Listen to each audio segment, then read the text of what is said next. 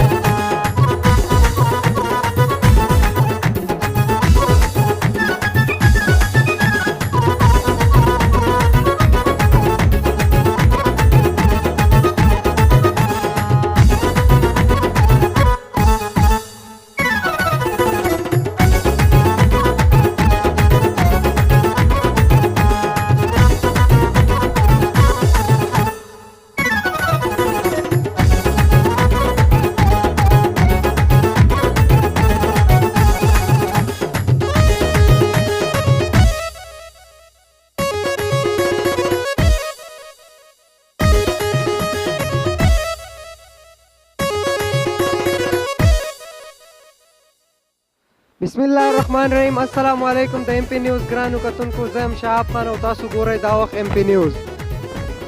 ګرانو کتونکو، څنګه چې تاسو ته پته ده چې دویم عشره هم نن بلکې ختمه به ورته ووایو ختمه شوه او خلک راوځي، څوک ځي افطار پارټوله، څوک سیند ته ځي، څوک یو خوا ځي، څوک پارکونو ته ځي. نو نن زه شهاب خان او زمونږ د ایم پی نیوز چې کوم ټیم دی هم په دغه توګه باندې راوتي یو او د روژې ماښامې دی او د پیزاګټ د سیند په غاړه باندې ښکلې نظارې دي. مونږ هم په خپله افطار پارټۍ له راغلي یو او د نورو خلکو سره به پکې هم خبرې اترې کوو چې آیا څنګه څه خوند کوي د سیند په غاړه دا روژه ماتې او که نه. نو راځئ مونږ سره اوسئ، د ایم پی په سکرین باندې به تاسو ته دغه نظارې ښیو.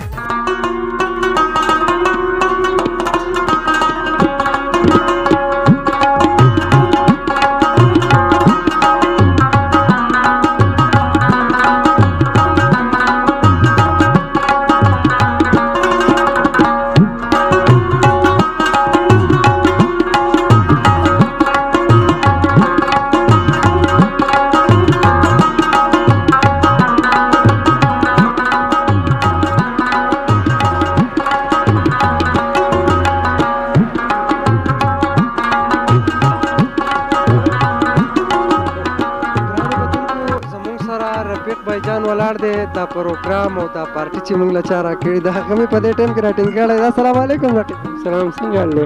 خیر دی، تاسو ښه یې؟ دا راته ووایه چې نن دې د ایم پی نیوز ټول ټیم را خوشې کړی، دا د څه په خوشحالۍ؟ عبدالله غالمي په بیګا ویځئ چې زه پروګرام دی جمعه زه به سهار غوښه راوړم، اجي ما غوښه راوړه بیا ته موبایل نه چتولی دیم په زور راپاڅولو راځئ صحیح ده. دا راته ووایه چې پیزاګټ ته راغلي یو او ټول په اړ راغلي یو، نو څنګه د سیند دا غاړه څه خوند کوي که نه؟ تږي شوي ډېر په لاره چې به دې سیند کې اول امبل یو ښه برابر و، بیا کنده منده ختمه شوه، وایي دې پروګرام خو سیټ کړی دی.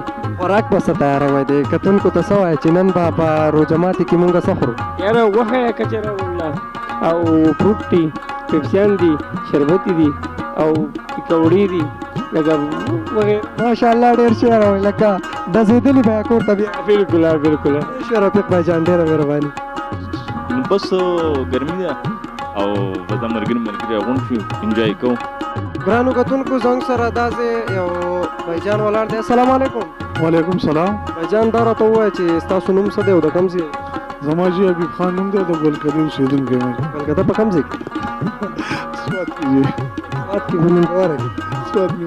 ښه صحیح شوه. بھائی جان دا راته ووایه چې دې ماحول نه راغلي یې، د ډېرو ملګرو سره مونږ خبرې وکړې، د بونیر نه د پیر بابا نه دا علاقونو دلته خلک مونږ په خپل د فریدکوټ نه افطار پارټۍ له دې ځای ته راغلي.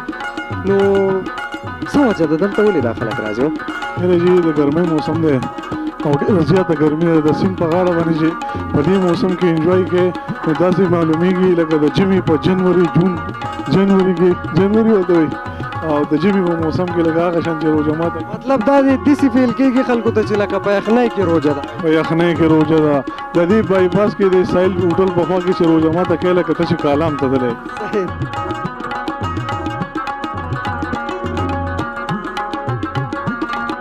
د پیر بابا موسم هم ښه صحیح دی نسبت د دې خو دا هم ډېر ښه دی په دې کې سیند دی هلته کې مسله د اوبو ده اوبه دومره خاص نشته نسبت لکه دلته کې سیند دی او یخ دغه دی شینهایي ده.